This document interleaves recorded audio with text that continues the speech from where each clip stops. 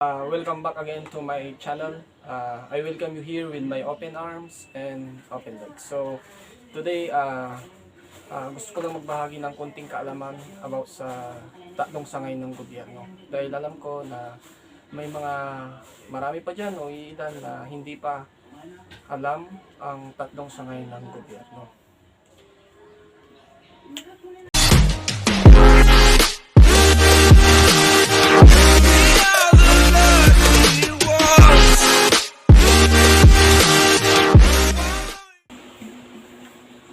Under 1987 Constitution, we have three branches of the government, which is the legislative, executive, and judiciary.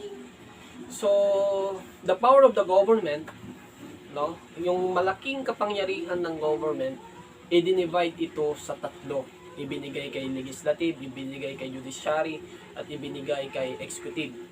No? So, tinatawag itong separation of powers. No? Kasi the main reason kung bakit tayo may separation of powers is that to prevent abuses and to avoid autocratic leadership in our government.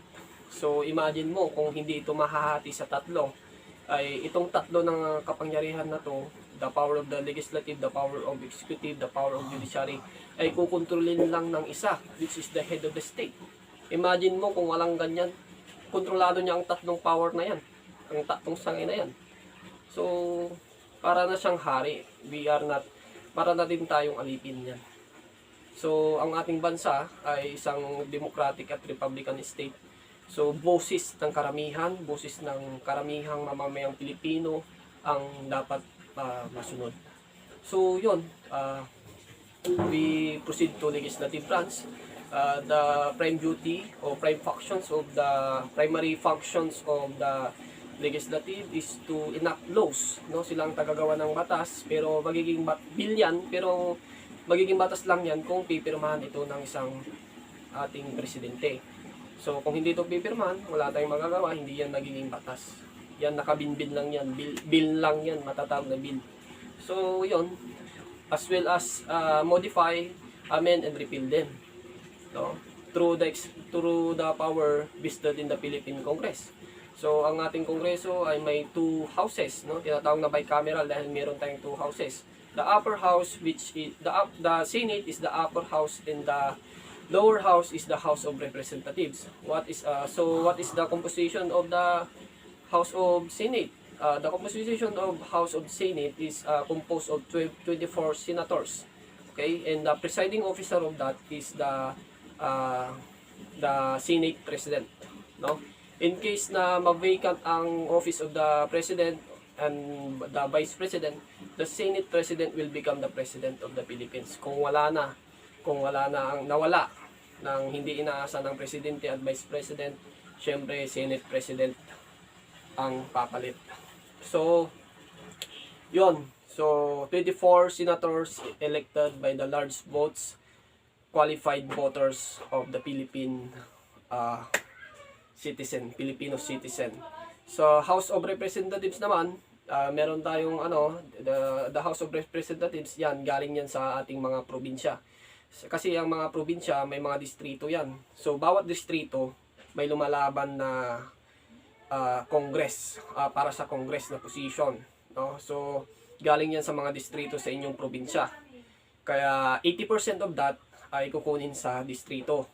Ang 20% ng House of Representatives ay galing naman sa mga party list system tulad ng ACT-CIS, no? Itong ACT-CIS ay party list system. So siya ay mapalad na napili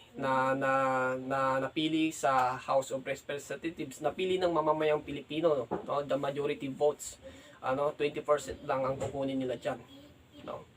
So, yun, marami pa dapat kayong malaman. And the House of Representatives, the presiding officer, the House Speaker naman para sa House of Representatives. So, yun, guys, marami pa kayong malaman. You can check it to the 1987 Constitution, Article 6. At dyan, basahin nyo na lang dyan. At marami pa kayong malalaman. Nandyan yung mga qualification, terms, limit of powers, mga ganyan.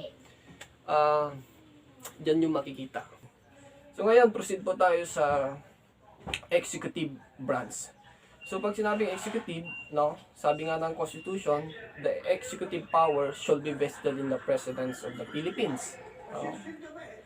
So the President, katuwang niya ang mga Vice President and the Cabinet members, no, siyang mag-a-appoint ng kanyang kabinete at maraming power ang presidente. So pwede siyang gumamit ng veto. So yung veto naman, ang ibig sabihin niyan, no, all proposal bill came from the Congress, no, na pumunta sa kanya, papunta sa Office of the President, ay kung alam niyang hindi ito magbe-benefit sa people of the Philippines, hindi niya ito pipirmahan. At ito nga yung veto power. So madami siyang power, no? And the president then, ang presidente is the commander-in-chief of all armed forces of the Philippines. At meron din ang presidente ng pardoning power. Ito yung reprieve, commutation, pardon, and amnesty. So, reprieve, ito yung postponement of the punishment. Kunwari, dapat ngayong date, dapat yung punishment, dapat ngayon mo gagawin. Pero, sabi ng presidente, i-move nyo na lang sa ibang date. So, for example, minove niya ng bukas na isa. So, bukas na isa ka na bukas na isa mo na gagawin yung punishment mo. So, bukas ka na makukulong. Bukas na isa ka na makukulong. Ganun. Yan yung reprieve. Yung ano naman, commutation, ang commutation naman, yung pagbabawas ng punishment. For example, the court verdict you, no, hinatulan ka ng 10 taon ng pagkakakulong, pero dahil best friend mo si President, dahil magkaibigan kayo, humingi ka ng tulong kay Presidente, naawa naman si Presidente sa'yo, yung 10 years, ginawa niya na lang ng 2 years. No, pwedeng gawin ng Presidente yun. No? So, kaya maganda din magkaroon ng kaibigan ng presidente, no? So, yun yung commutation. Mas maganda pa dito pagpardon, no? Pagpardon naman, pagpardon ganun, no? Yung talagang kahit na nahatulan ka na ng panghabang buhay, pwede ka niyang ipardon, no? That is the power of the president, pardon. No, karamihan dyan, pag yung mga presidente ngayon, kasi pag minsan marami din silang kaalyado, kaibigan na nakukulong, no, graft in corruptions and or other crimes, no, nagagrant sila ng pardon, no. Pinapardon nila, no, napapawalang sala sila. No, yung mga ibang yung iba, no, pinapardon sila. Kalyado. Maraming nangyari ganyan, no? Sa politika, marami po. So, yung naman po, yung amnesty, ito yung pagpapatawad sa mga grupo. Sa mga grupo tulad ng mga rebellious group, no, na gumawa ng karumal-dumal na war, no? Karumal-dumal na labag sa batas, sedition, yung mga yan, laban, oppression sa government, no, yung pagre-rebelde. Pero yung amnesty, kailangan ng concurrence, majority votes from the Congress. Kailangan pa rin ng Congress. No, yan yung amnesty, sa amnesty. So yan, amnesty, tinitarget niyan yung mga gumawa ng sedition. Yan po yung amnesty. So madami pa kayong dapat malaman sa executive branch, no? So yan.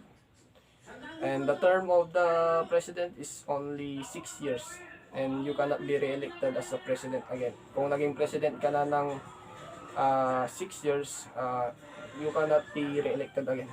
So bawal yun sa ating saligang batas.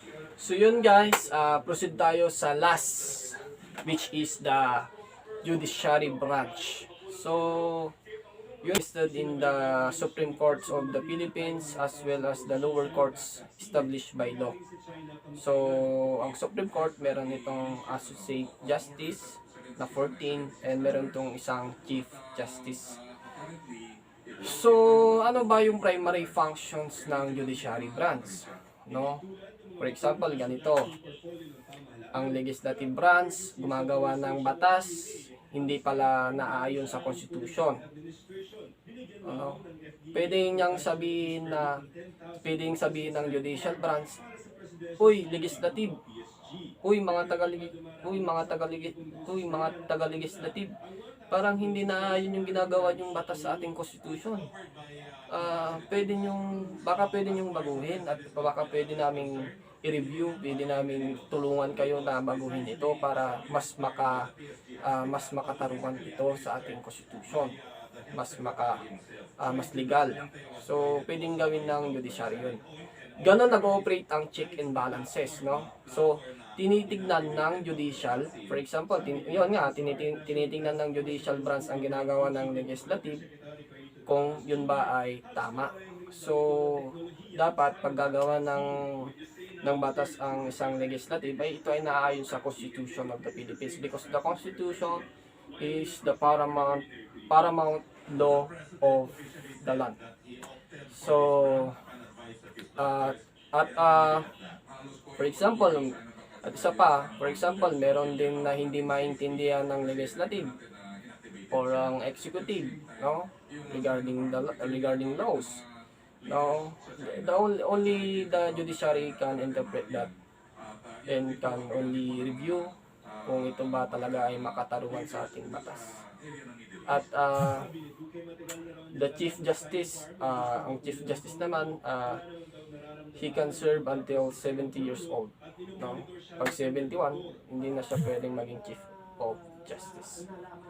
So yun guys, yung partial lang yung mga sinabi ko. Ito ay isang impromptu lang.